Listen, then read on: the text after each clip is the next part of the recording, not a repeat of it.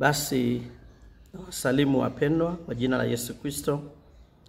Jina langu ni Apostle Fred Munyao kutoka Nairobi, Kenya.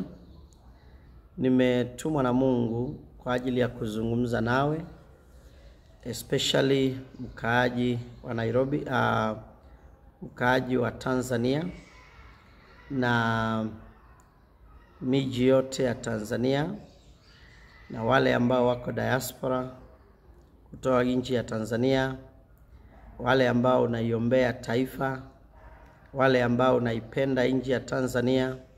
Mimi mwenyewe niliokokea Arusha mjini pale Ugalimited kwa kanisa ya mchungaji mmoja pale, anaitwa Askofu Pantaleo Shayo. Kanisa liko pale Sokoni 1, kanisa la Patmo. Na hapo ndipo Yesu aliponitokea. Nilikuwa nafanya kazi hapo, ukitoka stendi ya mabasi ya kwenda mkoani, kuna hoteli moja ilikuwa ukielekea kwenye idara ya maji pale, kaeneo kanaitwa Majengo, lakini majengo ambao si ile majengo yenyewe, alikuwa anaitwa majengo ndogo. Kulikuwa na hoteli pale, siku hizi walipaua,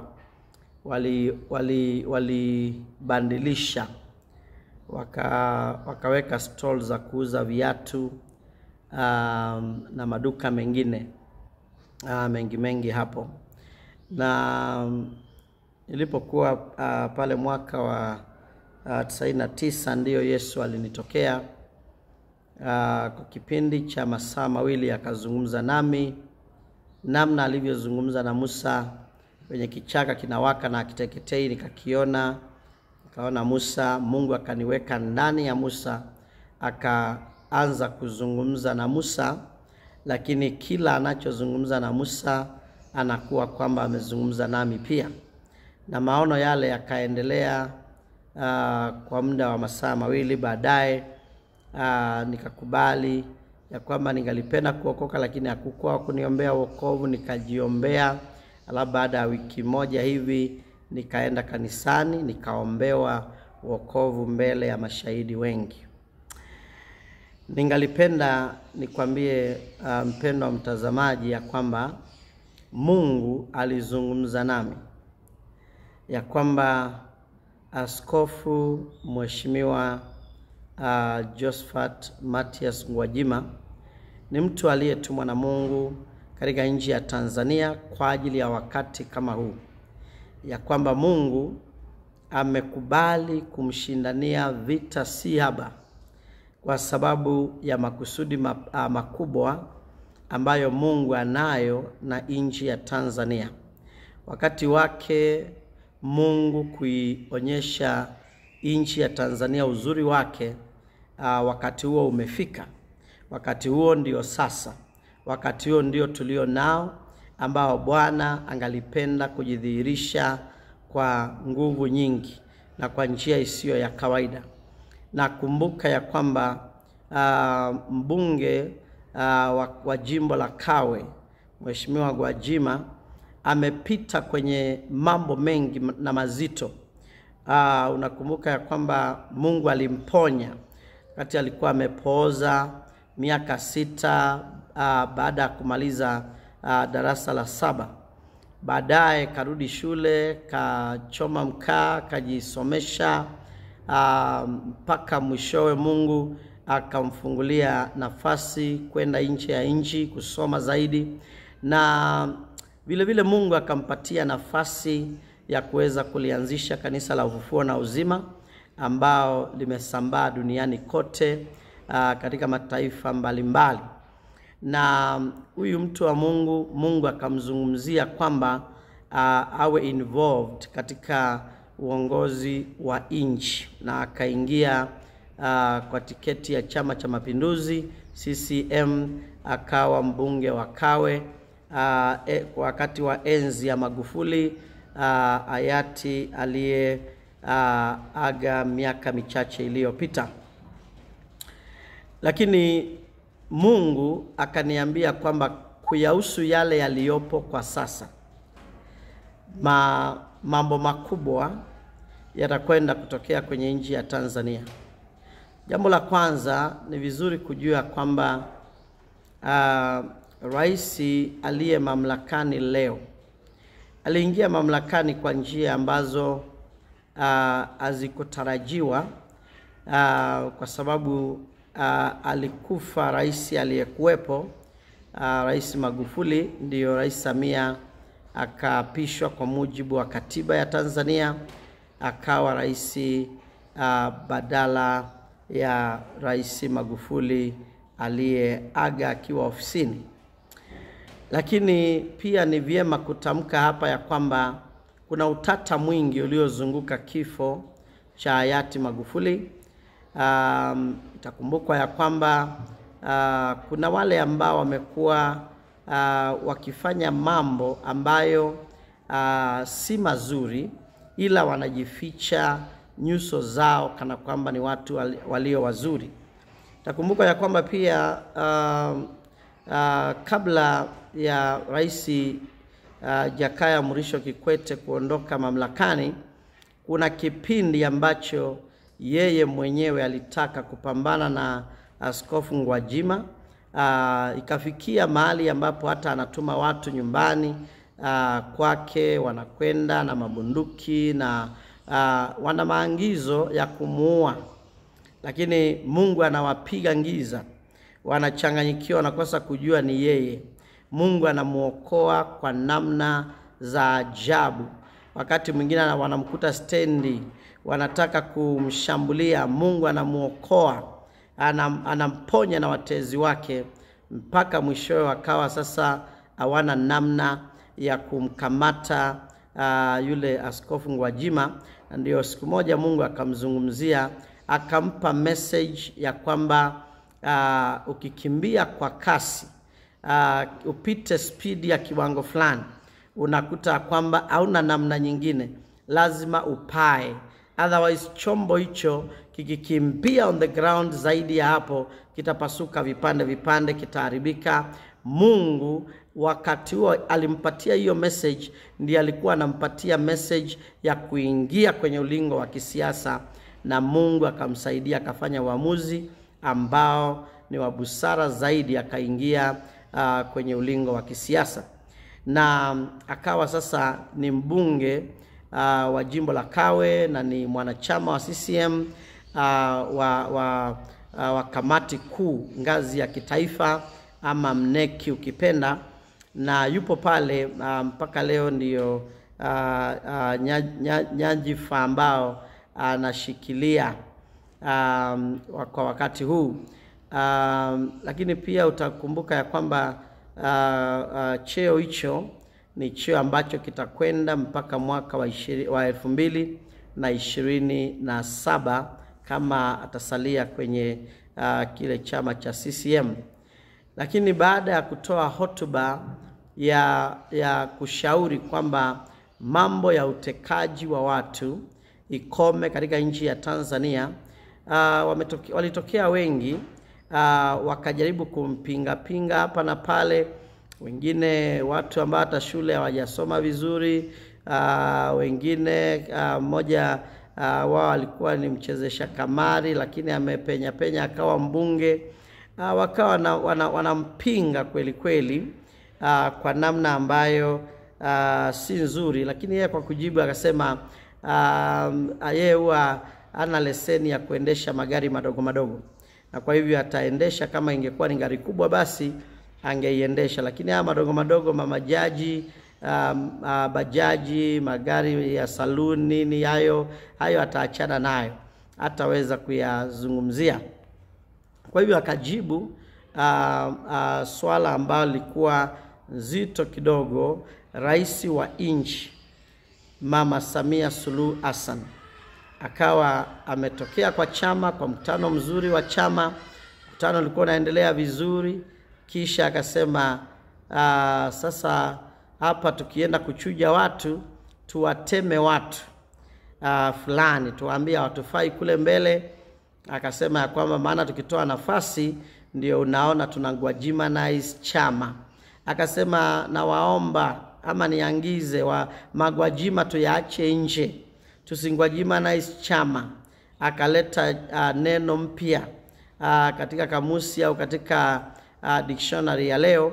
Kuna neno ambayo inaitwa gwajimanization ama kugwajimanize, na of course ni jambo nzuri alitengeneza yeye mwenyewe, kwa sababu litakwenda a long way kuweza kusaidia watu kujua what to identify with going forward, kwa sababu Mungu amemkataa Rais Samia Suluhu Hassan kuipeleka Tanzania kule ambako inafaa kwenda, na amemchagua Daudi ambaye yupo karibu nawe, kama alivyomwambia Sauli amemkataa, amtaki tena, na akamchagua Daudi na akamlinda Daudi kama vile Mungu alivyomlinda Daudi na asije akadhuriwa kwa namna yote ile na Sauli, ndivyo atamlinda Mheshimiwa Josephat Gwajima, askofu wa Kanisa la Ufufuo na Uzima na mwakilishi wa jimbo la Kawe katika bunge la kitaifa la Tanzania. Ndivyo Mungu atakavyomlinda kinyume cha watezi wake wote. Atamlinda kinyume cha mishale yote ya rais wa sasa, kama vile alimlinda na Rais Kikwete alipokuwa rais. Ndivyo Mungu atamlinda askofu Mheshimiwa Gwajima kutokana na makali ya rais aliye mamlakani. Akumtukana rais, akumwongelea vibaya, alimshauri tu ya kwamba utekaji umezidi, ya kwamba watu wanachukuliwa, wanapelekwa, wanakutwa hawana macho, wanapigwa, wanauawa na wanaondolewa pasipo taarifa ya kuelezea wameenda wapi. Akaongea kwa ushauri, akasema pia watu wanaoteuliwa, wakuu wa polisi, wakuu wa jeshi la polisi, wakuu wa JKT, wakuu wa JKT ni jeshi la kujenga taifa ama jeshi la kitaifa, maana majeshi kuna la kujenga taifa, kunao jeshi kuu. Wale wateule wa rais wale awateue ndio, lakini akitaka kuwabandua kuwe kuna utaratibu ambao utauzisha bunge, pia kamati la bunge la usalama na masuala ya kigeni. Lakini jambo hilo halikupokelewa vizuri. Badala yake rais aliibua mjadala mzito wa kusema hapana, tusigwajimanize chama, wakati ambao labda angesema tu tumesikia ushauri wa Mheshimiwa Gwajima, lakini ushauri ule hatujakubaliana nao. Basi ingalikuwa hivyo kwamba hawajakubaliana na ushauri, lakini sasa wametokea kushambulia, na kwa sababu hiyo Mungu amemtengeneza kuwa chuma cha kufanya kazi, chuma kitakachoweza kunoa vingine, chuma ambacho kitaweza siaga vyuma vingine, mpaka akiangukia yeyote atasagwa tikitiki, na akiangukiwa na yeyote huyo anayemwangukia atapasuka vipande vipande.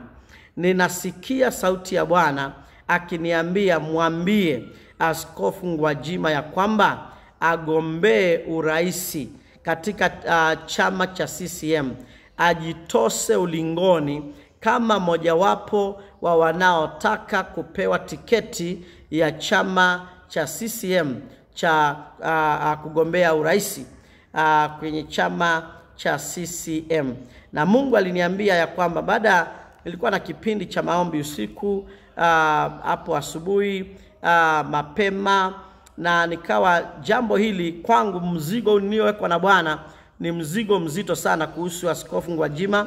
Wakati ambao alitokea Mheshimiwa Makonda akawa anampinga Gwajima, nakumbuka nikizungumza nikisema hapo ametafuta namna ya kuzama kwake. Gwajima hakuwa mheshimiwa wakati ule, alikuwa tu ni mhubiri, na yule Daudi Albert Bashite ama Paul Makonda alikuwa mkuu wa mkoa wa Dar es Salaam, na akawa amenyoosha kidole kwa mti wa mafuta wa Bwana, Mungu akamshusha.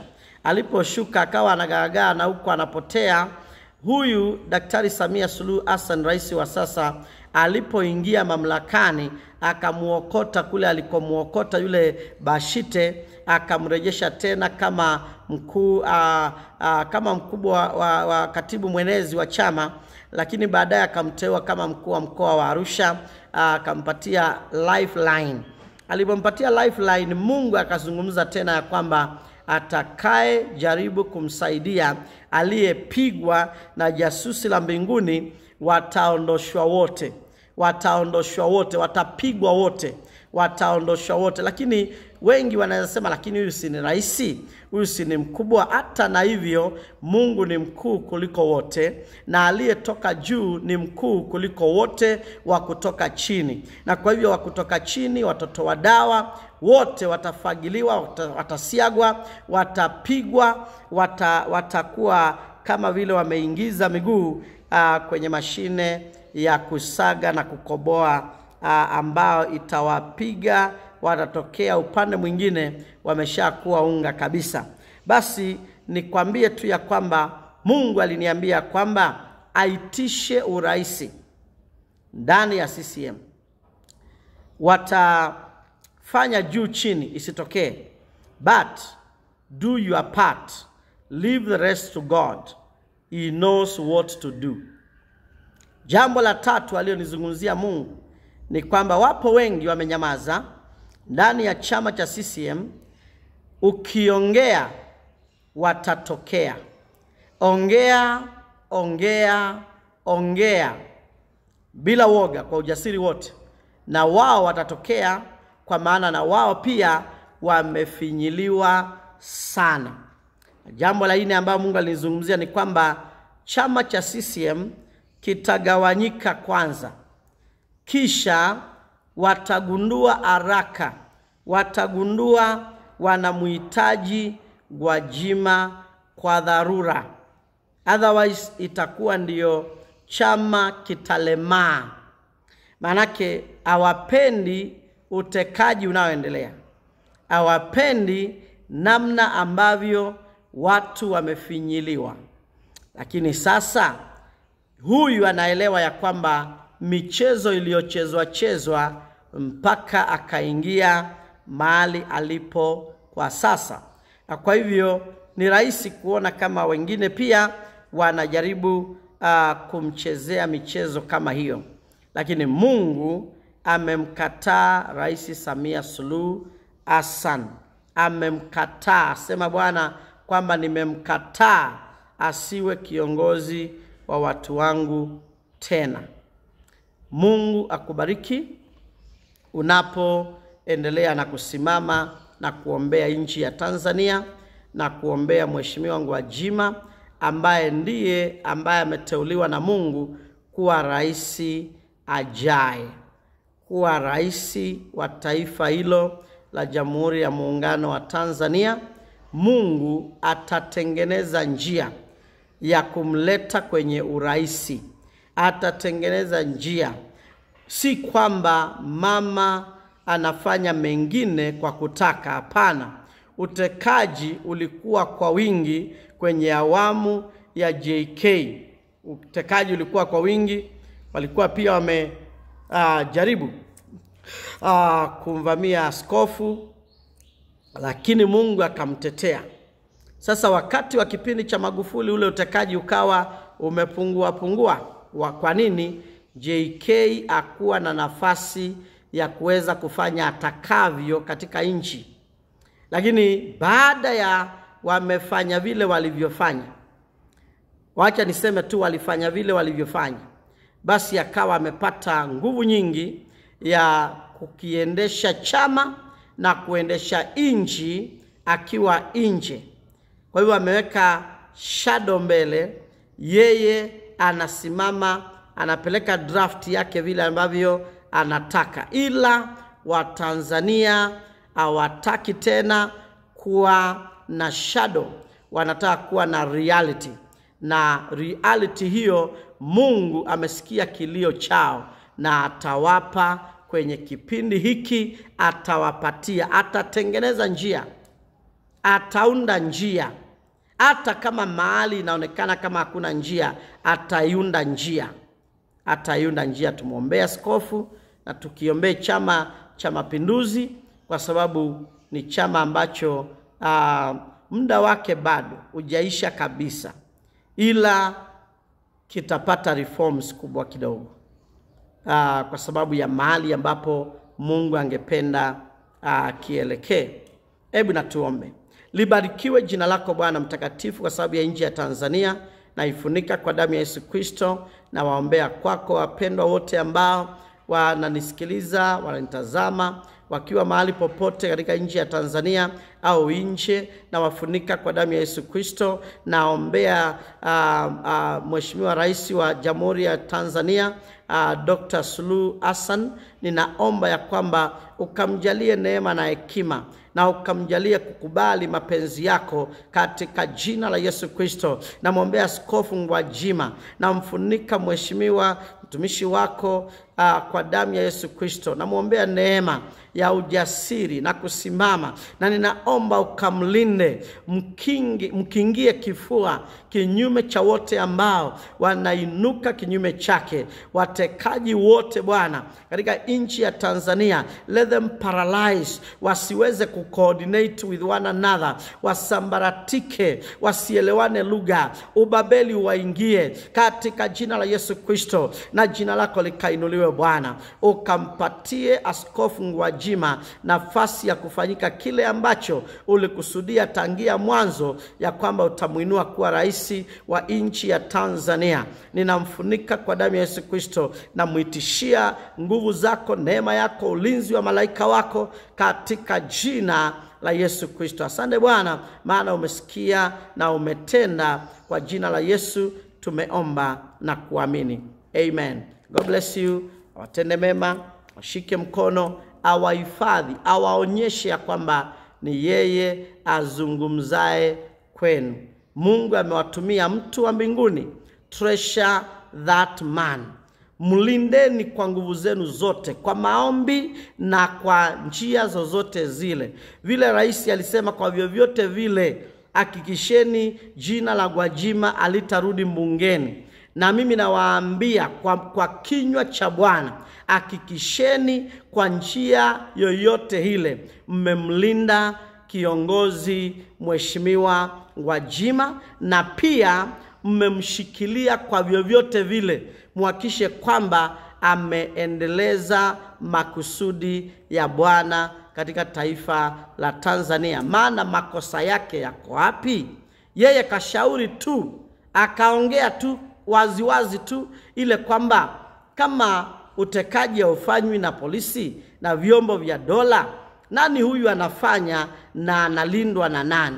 Hiyo ndiyo jambo ambalo ameuliza, na ni vyema likapata majibu. Lakini kwa wakati huu naye Mungu ana kusudi yake, atamuinua. Hakuna silaha itakayotengenezwa kinyume chake ambayo itainuka itakayofanikiwa. Hakuna chombo chochote kitakachoundwa kimwelekee yeye ambacho hakitaharibikia njiani. Kitaharibika na kusambaratika. Maana Mungu akulindaye asinzii na wala alali, na atakuacha mpaka ametimiza yale yote aliyokusudia kutoka mwanzoni, katika jina la Yesu Kristo. Amen. God bless you. God bless Tanzania. God bless Mheshimiwa Gwajima, na akulinde usiku na mchana. God bless you. Amen.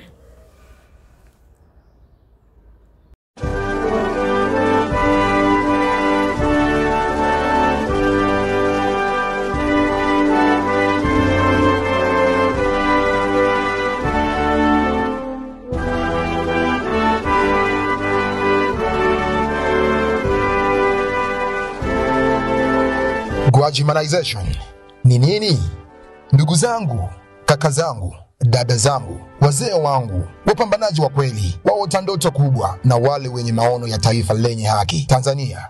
Leo nimesimama hapa kusema kilicho moyoni, sio tu kuzungumzia wazo, bali kuchochea fikra, kuamsha dhamira na kuwashirikisha ninyi wazo lililoanzishwa na Askofu Josephat Gwajima na kutafsiriwa kwa namna tofauti na Mheshimiwa Rais wa Jamhuri ya Muungano wa Tanzania, Daktari Samia Suluhu Hassan, aliposema kwa wanachama wa CCM hataki chama kiwe Gwajimanize. Lakini Gwajimanization sio mzaha, sio kelele zisizo na maana, ni harakati, ni msimamo, ni wito wa kizalendo kwa Watanzania. Tunaishi katika nyakati ngumu, nyakati ambapo ukweli unanyamazishwa, ambapo waoga wanapewa vipaza sauti, ambapo maslahi binafsi yanatangulia kuliko maslahi ya taifa. Lakini wakati wa kufanya maamuzi magumu ni sasa.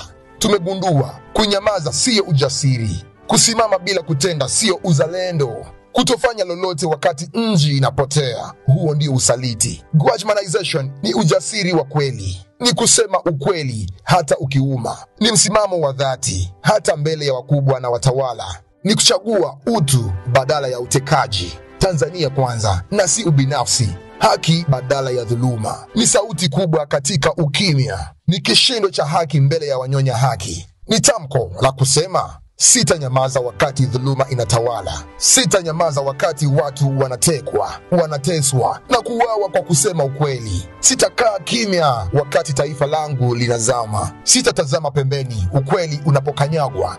Huu si wito wa kuongea tu, ni wito wa ujasiri, kusimama, kupinga, kukemea na kuijenga upya Tanzania yetu.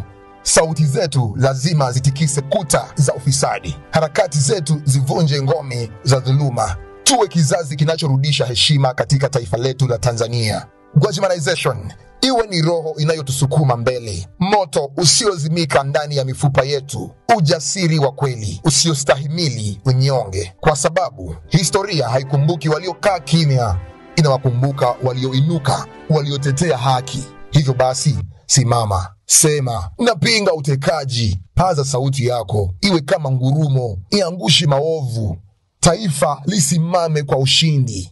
Hii ni Gwajimanization na huu ndio wakati wetu. Mungu ibariki Tanzania na Mungu ibariki Gwajimanization. Amin.